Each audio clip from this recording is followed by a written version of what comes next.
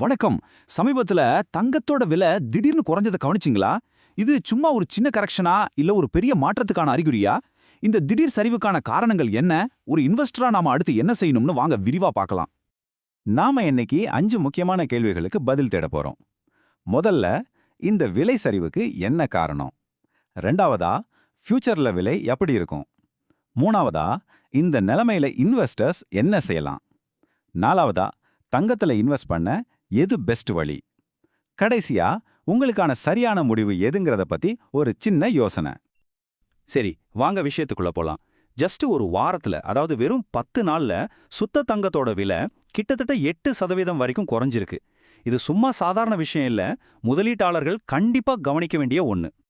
அப்போ நம்ம எல்லாருக்கும் மனசுல வர்ற முதல் கேள்வி இதுதான். ஏன் இந்த திடீர் சரிவு? எதனால இப்படி ஆச்சு? பாத்தீங்கன்னா இந்த சரிவுக்கு ஒரே ஒரு காரணம் இல்ல, பல விஷயங்கள் ஒன்னா சேர்ந்து தான் இதை ஏற்படுத்தியிருக்கு. அதுல குளோபல் காரணிகளும் இருக்கு, நம்ம உள்நாட்டு காரணிகளும் இருக்கு. வாங்க அதை ஒவ்வொன்னா பார்க்கலாம்.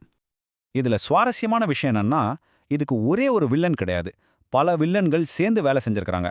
அமெரிக்கா டாலர் திடீர்னு ஸ்ட்ராங் ஆனதுலேருந்து நம்ம ஊர்ல பண்டிகை சீசன் முடிஞ்சது வரைக்கும் குளோபல் லெவல்லையும் சரி நம்ம நாட்டுக்குள்ளேயும் சரி பல விஷயங்கள் ஒரே நேரத்தில் சேர்ந்து தங்கத்தோட விலையை கீழே இழுத்துருக்கு. ப்ராஃபிட் புக்கிங் அப்படின்னா ரொம்ப சிம்பிள்ங்க. ஏற்கனவே கம்மி விலைக்கு தங்கம் வாங்கினவங்க விலை நல்ல ஏறினதும் போதுண்டா சாமின்னு சொல்லி லாபத்தை பார்க்கறதுக்காக வித்திருக்காங்க. இப்படி நிறைய பேர் ஒரே சமயத்துல விற்க ஆரம்பிச்சா என்ன ஆகும்? ஆட்டோமேட்டிக்கா விலை குறைய ஆரம்பிக்கும். அதுதான் இங்கே நடந்திருக்கு. ஓகே, விலை ஏன் குறைஞ்சதுன்னு காரணம் இப்போ நமக்கு தெரியும். ஆனா ஒரு இன்வெஸ்டரா நமக்கு அடுத்த முக்கியமான கேள்வி என்னவா இருக்கும்? சரி, இதுக்கு மேல விலை என்ன ஆகும்? வாங்க எக்ஸ்பர்ட்ஸ் என்ன சொல்றாங்கன்னு பார்க்கலாம். இது எக்ஸ்பர்ட்ஸோட கணிப்பை ரொம்ப தெளிவா காட்டுது. ஷார்ட் டேர்ம்ல, அதாவது கொஞ்ச நாளைக்கு விலை இப்படியே இருக்கலாம், இல்லைன்னா இன்னும் கொஞ்சம் குறையலாம். ஆனா மீடியம் டேர்ம்லயும் லாங் டேர்ம்லயும் பாத்தீங்கன்னா விலை ஏறுறதுக்கான அடிப்படை காரணங்கள் இன்னும் ரொம்ப ஸ்ட்ராங்கா தான் இருக்கு. ஸோ பெரும்பாலானவரோட கருத்து என்னன்னா, இது ஒரு டெம்பரரி டிப் தான். தங்கத்தோட புல் ரன், அதாவது அதோட ஏறுமுகம் இன்னும் முடியல. ஓகே, ஃபியூச்சர்ல என்ன ஆகும்னு ஒரு ஐடியா கிடைச்சிருச்சு. இப்போ ரொம்ப ரொம்ப முக்கியமான பகுதிக்கு வரும். அதாவது நீங்க என்ன செய்யணும்? ஒரு இன்வெஸ்டரா இப்போ நீங்க எடுக்க வேண்டிய ஸ்டெப்ஸ் என்ன? அத பத்தி தான் இப்ப பார்க்க போறோம். இங்க 2 விதமான பிளேபுக் இருக்கு. நீங்க ஏற்கனவே தங்கம் வச்சிருக்கீங்கன்னா பதட்டப்பட்டு விக்காதீங்க, பொறுமையா ஹோல்ட் பண்ணுங்க. ஆனா நீங்க இப்பதான் புதுசா வாங்க போறீங்கன்னா இது ஒரு நல்ல என்ட்ரி பாயிண்டா இருக்கலாம். 2 பேருக்கும் என்ன செய்யணும்னு தெளிவா பார்க்கலாம். எக்ஸ்பர்ட்ஸ் ஏன் மாசம் கொஞ்சம் கொஞ்சமா இன்வெஸ்ட் பண்ணுங்க, அதாவது எஸ்ஐபி பண்ணுங்கன்னு சொல்றாங்க தெரியுமா? அதுக்கு காரணம் இந்த ருபி காஸ்ட் ஆவரேஜிங் தான்.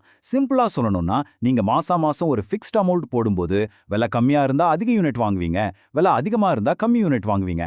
கடைசியில பார்த்தா உங்களோட சராசரி வாங்கின விலை ரொம்ப நல்லா பேலன்ஸ் ஆயிடும். மார்க்கெட் ஏற்ற இறக்கத்தோட ரிஸ்க் இதுல ரொம்பவே கம்மியாகும். சரி, தங்கம் வாங்கலான்னு முடிவு பண்ணிட்டீங்க. அடுத்த கேள்வி, எப்படி வாங்குறது?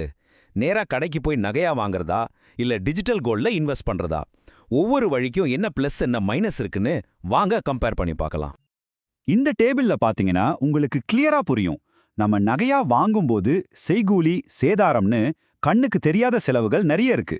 ஆனா gold ETF, gold mutual fund மாதிரி டிஜிட்டல் வழிகள்ல இந்த மாதிரி செலவுகள் ரொம்ப கம்மி. அதே சமயம் வாங்குறதும் விற்கிறதும் ரொம்ப ஈஸி. இன்னைக்கு இருக்கிற நிறைய இன்வெஸ்டர்ஸ்க்கு கோல்டு ETF தான் ஒரு ஸ்வீட் ஸ்பாட்ல இருக்கு. செலவு கம்மி, வாங்குறது விற்கிறது சுலபம், எல்லாமே ரொம்ப டிரான்ஸ்பரண்டா இருக்கும். இதனால இது ஒரு நல்ல ஆப்ஷனா பார்க்கப்படுது. சரி, நாம இப்போ விலை ஏன் குறைஞ்சது, இனிமே என்ன ஆகும், நாம என்ன செய்யணும்னு எல்லாத்தையும் பார்த்துட்டோம். ஆனா கடைசியில ஒரு முக்கியமான விஷயம் இருக்கு. எல்லா இன்வெஸ்ட்மெண்ட் முடிவும் உங்க பர்சனல் முடிவு தான். அது நம்மள ஒரு இறுதி கேள்விக்கு கொண்டு வருது. முடிவா ஒன்று சொல்லணும்னா, எக்ஸ்பர்ட் சொல்றது எல்லாமே ஒரு கைட்லைன் தான். இந்த விலை சரிவை நீங்க ஒரு வாய்ப்பா பார்க்குறீங்களா இல்ல பொறுமையா இருக்கலாம்னு நினைக்கிறீங்கிறது உங்களோட பர்சனல் ஃபினான்ஷியல் கோல்ஸையும் நீங்க எவ்வளோ ரிஸ்க் எடுக்க தயாரா இருக்கீங்கிறதையும் பொறுத்தது. கடைசியில உங்க பண பயணத்துக்கு தங்கத்தோட எந்த வடிவம் சரியா வரும்னு முடிவு பண்ண வேண்டியதை நீங்க மட்டும்தான்.